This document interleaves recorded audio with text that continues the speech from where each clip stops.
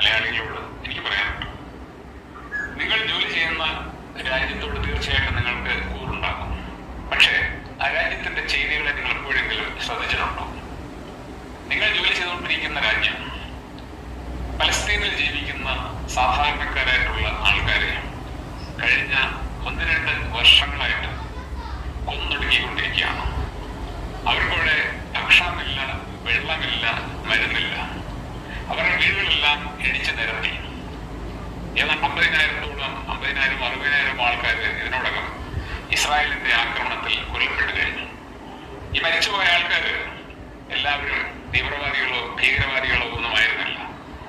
നിങ്ങളുടെ രാജ്യം അങ്ങോട്ട് കയറിക്കൂടിയത് ഞങ്ങളുടെ രാജ്യത്തെ ഹമാസ് വന്ന് നടത്തിയതിന്റെ പ്രതികാരം എന്ന് പറഞ്ഞാണ്. അവർ ഹമാസിനോടായിരുന്നു പ്രതികാരമെങ്കിൽ ഹമാസിനെ മാത്രം ലക്ഷ്യം വെച്ചാൽ മതിയായിരുന്നു. നിങ്ങൾക്കറിയാം, നിങ്ങളുടെ രാജ്യത്തിന് പ്രിസിഷൻ സ്ട്രൈക്ക് ചെയ്യാനുള്ള കഴിവുണ്ടെന്നാണ് പറയുന്നത്. ഇറാനിൽ അവർ ആക്രമണം നടത്തിയത് കൃത്യമായിട്ട് ആരെയാണ് കൊല്ലേണ്ടത് അവരെ ടാർഗറ്റ് ചെയ്ത് അവരെ മാത്രമായിരുന്നു. അങ്ങനെയാണ് അവർ തുടങ്ങിയത്. ഇറാന്റെ ജനറൽമാരെയും അതുപോലെ തന്നെ അവിടുത്തെ ശാസ്ത്രജ്ഞന്മാരെയും ഒക്കെ കൃത്യമായിട്ട് ടാർഗറ്റ് ചെയ്ത് ഇസ്രായേൽ മൊസാദിന്റെ ചാരന്മാരെ ആൾറെഡി തന്നെ അവിടെ നിയോഗിച്ച് അവരെ കൊലപ്പെടുത്തി. ഇതേ രീതി പലസ്തീനിലും അവർക്ക് പിന്തുടരാൻ സാധിക്കുമായിരുന്നു. ഹമാസിനെ മാത്രമാണ് ഇല്ലാതാക്കേണ്ടത് എങ്കിൽ മൊസാദിന്റെ ചാരന്മാരെ പലസ്തീനിൽ നിയോഗിച്ച് കൃത്യമായിട്ട് ഹമാസിന്റെ നേതാക്കന്മാരെയും ആൾക്കാരെയും കണ്ടെത്തി അവരെ മാത്രം എലിമിനേറ്റ് ചെയ്യാൻ ഇസ്രായേലിന് സാധിക്കുമായിരുന്നു. എന്നാൽ ഇസ്രായേല് ഹമാസിനെ വെറുതെ വിട്ടുകൊണ്ട് അവിടുത്തെ സാധാരണക്കാരായിട്ടുള്ള നിങ്ങളെ പോലെ തന്നെ നിങ്ങളെക്കാളൊക്കെ വളരെയധികം കഷ്ടത്തിൽ ജീവിക്കുന്ന, അതായത് യുദ്ധം തുടങ്ങുന്നതിന് മുമ്പ് തന്നെ വളരെയധികം പരിതാപകരമായ അവസ്ഥയിൽ ജീവിച്ചുകൊണ്ടിരുന്ന അവിടുത്തെ പാവപ്പെട്ട ആൾക്കാരെയാണ്, അവരുടെ കുഞ്ഞുങ്ങളെയാണ് നിഷ്കരണം കൊലപ്പെടുത്തിയത്, ഇപ്പോഴും കൊലപ്പെടുത്തിക്കൊണ്ടിരിക്കുന്നത്. എനിക്ക് നിങ്ങളോട് ചോദിക്കാനുള്ളത്, നിങ്ങൾ എപ്പോഴെങ്കിലും അവരെ കുറിച്ച് ചിന്തിച്ചിട്ടുണ്ടോ? അവർക്ക് വേണ്ടി ഒന്ന് പ്രാർത്ഥിക്കണമെന്ന് തോന്നിയിട്ടുണ്ടോ? അവരോട് ഈ രാജ്യം ചെയ്യുന്നത് മനുഷ്യത്വമില്ലായ്മയാണ്, ക്രിസ്തുവിനെതിരായ പ്രവൃത്തിയാണ് എന്ന് നിങ്ങൾ എപ്പോഴെങ്കിലും ചിന്തിച്ചിട്ടുണ്ടോ? ചിന്തിച്ചിട്ടില്ലെങ്കിൽ ഇപ്പോൾ നിങ്ങൾക്ക് വന്നുവിട്ടിരിക്കുന്ന ഈ അവസ്ഥ ദൈവം വരുത്തിയതാണ് എന്ന് മനസ്സിലാക്കണം. കാരണം ഓരോ വ്യക്തിയും, ഓരോ സമൂഹവും, ഓരോ രാജ്യവും ചെയ്യുന്ന പ്രവൃത്തികൾക്കനുസരിച്ച് അവർക്ക് ദൈവം മറുപടി കൊടുക്കും എന്നത് പച്ചയായ ഒരു പരമാർത്ഥമാണ്. നിങ്ങൾക്കറിയാവുന്നതുപോലെ ഇറാൻ ഇങ്ങോട്ട് വന്ന് ഇസ്രായേലിനെ ആക്രമിക്കുകയായിരുന്നില്ല. ഒരു പ്രകോപനവുമില്ലാതെ നിങ്ങളുടെ രാജ്യം ഇറാനിലേക്ക് കടന്നു കയറി അവരെ ആക്രമിക്കുകയാണ്. അവിടെയുള്ള പ്രമുഖ വ്യക്തികളെ കൊലപ്പെടുത്തുകയാണ്. ഇനി ഇറാനിൽ നിന്നും നിങ്ങളുടെ നേർക്കുള്ള ആക്രമണം നിലയ്ക്കണമെങ്കിൽ നിങ്ങളുടെ രാജ്യത്തിന്റെ നേതാവും ആ രാജ്യത്തിന്റെ മുമ്പിൽ കീഴടങ്ങി അവിടെ നിന്നും പിന്മാറേണ്ടി വരും. എന്നാൽ നിങ്ങൾക്കറിയാവുന്നതുപോലെ നെതന്യാഹു അങ്ങനെ കീഴടങ്ങുന്ന ഒരാളല്ല. കാരണം ഇതിപ്പോൾ അയാളുടെ അഭിമാനത്തിന്റെ പ്രശ്നമായിട്ട് മാറിയിരിക്കുകയാണ്. അയാളെ സംബന്ധിച്ച് ഇസ്രായേലിൽ ജീവിക്കുന്ന നിങ്ങളെ പോലെയുള്ള ആൾക്കാരോ, ഇറാനിൽ ജീവിക്കുന്ന സാധാരണക്കാരോ, പലസ്തീനിലുള്ള സാധാരണക്കാരോ ഒന്നും ഒരു വിഷയമല്ല. അയാൾക്ക് അയാളുടെ ലക്ഷ്യം മാത്രമേ ഉള്ളൂ. അതുകൊണ്ട് തന്നെ അയാൾ ഇറാന്റെ മുമ്പിൽ കീഴടങ്ങാനുള്ള സാധ്യത തീരെ കുറവാണ്. അങ്ങനെയാണെന്നുണ്ടെങ്കിൽ നിങ്ങൾ ഇതുവരെ കണ്ടതൊന്നുമല്ല ഇനി ഉണ്ടാകാൻ പോകുന്നത്. അതുകൊണ്ട് തന്നെ അവിടെ നിന്നും എത്രയും വേഗം ഗവൺമെന്റ് ഒരുക്കുന്ന രക്ഷാമാർഗത്തിലൂടെ നാട്ടിലേക്ക് തിരിക്കുന്നതാണ് നല്ലത്. പക്ഷെ ഇനിയെങ്കിലും ഏവർക്കും എൻ്റെ വ്ലോഗിലേക്ക് ഹൃദ്യമായ സ്വാഗതം. ആദ്യമായി വീഡിയോ കാണുന്നവർ തുടർന്നും വീഡിയോ ലഭിക്കാൻ സബ്സ്ക്രൈബ് ചെയ്ത് ബെൽബട്ടൺ അമർത്തി ആളമർത്തുക. ഞാൻ ഇന്ന് പറയുന്നത് ഇസ്രായേൽ ഇറാൻ യുദ്ധം. ഈ യുദ്ധം യഥാർത്ഥത്തിൽ ഇപ്പോൾ ഈ നടക്കുന്ന യുദ്ധം യഥാർത്ഥത്തിൽ എന്തിനു വേണ്ടിയാണ്? തികച്ചും ഇസ്രായേൽ എന്ന് പറയുന്ന ഒരു രാജ്യത്തിൻ്റെ അന്യായം, അതിക്രമപരമായി മറ്റൊരു രാജ്യത്തിൻ്റെ പരമാധികാര രാജ്യമായ ആ ഒരു ഇറാൻ എന്ന് പറയുന്ന രാജ്യത്തേക്ക് ഒരു കാരണവുമില്ലാതെ നമ്മളൊക്കെ പണ്ട് പഞ്ചതന്ത്രം കഥകളിലൊക്കെ പറയുന്നത് പോലെയുള്ള ദുസ്സാഠ്യങ്ങൾ പറഞ്ഞ് യഥാർത്ഥത്തിൽ ഒരു പരമാധികാര രാജ്യത്തിലേക്ക് കടന്നു ചെന്ന് ആ രാജ്യത്തിലെ നേതാക്കളെ ഇല്ലാതാക്കുക, അവിടുത്തെ രഹസ്യങ്ങളെ ചോർത്തുക, അവിടുത്തെ കുഞ്ഞുങ്ങളെ ഇല്ലാതാക്കുക. നോക്കൂ നിങ്ങൾ, എന്തുമാത്രം ഒരു പരിഷ്കൃത ലോകത്താണ് ഇത് നടക്കുന്നത്. എന്നിട്ടോ ഈ പരിഷ്കൃതരായിട്ടുള്ള ലോകം മുഴുവനും ഇതിന് സാക്ഷിയാകുന്നു.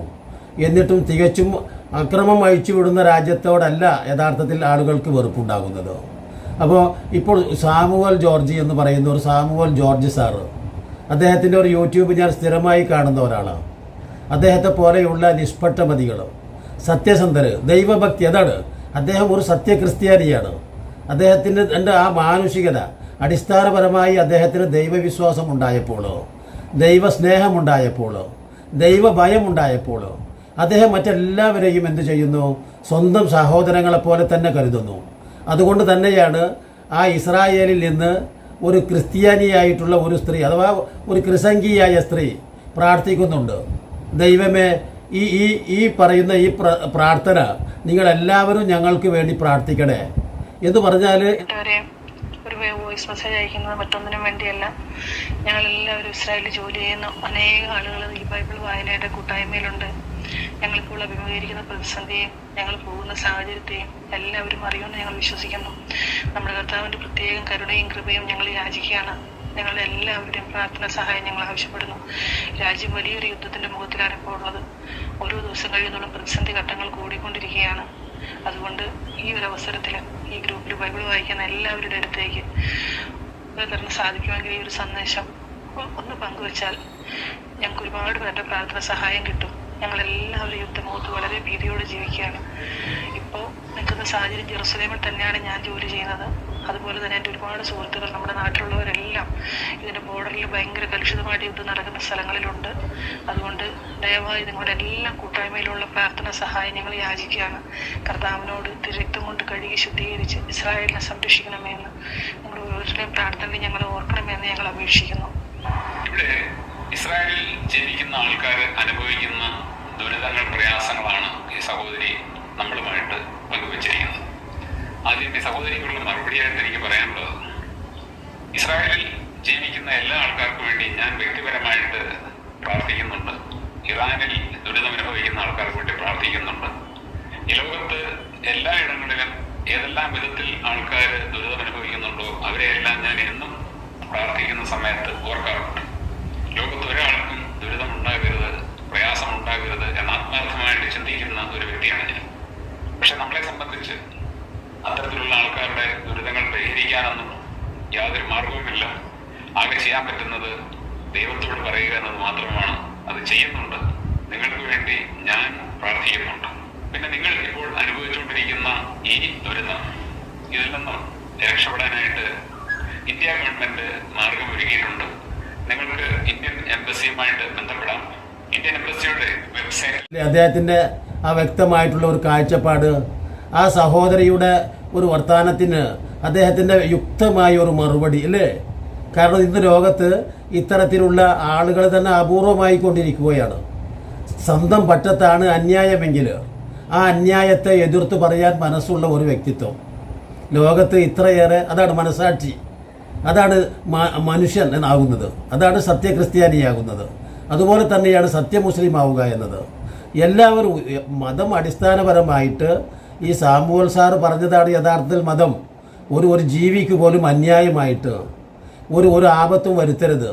അശോക ചക്രവർത്തിയുടെ പാഠമൊക്കെ നമ്മൾ പഠിക്കുമ്പോൾ വളരെ വ്യക്തമായിട്ട് പഠിക്കുന്നുണ്ട്, സ്കൂളിലൊക്കെ പഠിപ്പിക്കുന്നുണ്ട്. അദ്ദേഹം യുദ്ധരംഗത്ത് നിന്ന് തന്നെ പിന്മാറുന്നു. അത് ഹിന്ദിയിൽ പഠിച്ച പാഠം ഇന്നും എൻ്റെ മനസ്സിൽ. നോക്കണം, ലഡായിക്കോ ഗത്തമോനപ്പർ മൈതാൻ ദേഖകർ അശോക് സോച്ചിനെ ലഗ എന്നാണ്. മനുഷ്യക്കോ ധർമ്മ മനുഷ്യക്കോ മാർ ഡാൽനാ തോ നഹി, മനുഷ്യക്കോ ജീനെ ദേന അവർ ഉസ്കോ പീഡാവം കി ദൂർ കർണ ഈ രാജാക്കി ഫർജ്. നോക്കണം, എന്ന് പറഞ്ഞാൽ മനുഷ്യർ അവരുടെ പീഡനങ്ങളും പ്രയാസങ്ങളും ഓരോ വ്യക്തിയിൽ നിന്നും ഒഴിവാക്കുക എന്നതാണ് ഒരു മനുഷ്യൻ അല്ലെങ്കിൽ ഒരു ഭരണാധികാരി എന്ന നിലക്ക് തൻ്റെ പങ്ക് തിരിച്ചറിയുന്നു.